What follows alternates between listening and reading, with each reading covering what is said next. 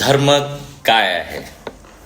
धर्म म्हणजे तथाकथित देवाच्या आणि ह्या भूतलावर जन्मलेल्या लोकांच्या मधला दलाल आहे.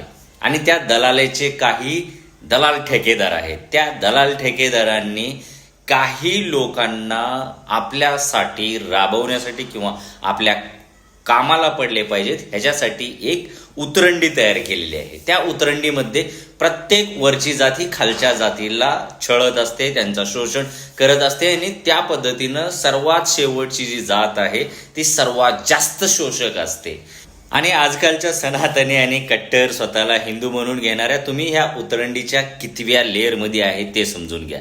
आणि आपल्या बहुजनांच्या पोरांना गोड गैरसमजेमध्ये आहेत की सनातनी कट्टर हिंदू म्हणजे आम्ही ह्या देशामध्ये हिंदू आहोत.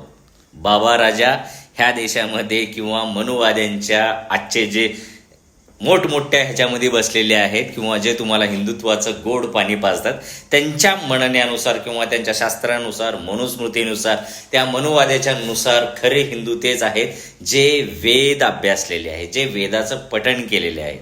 तर ह्याच्यामध्ये जे जे कोणी आता स्वतःला म्हणून घेत असतील त्यांनी सांगावं की किती वेद तुम्ही वाचलेले आहेत, किती वेद आहेत. नसेल तर तुम्ही शूद्र आहात.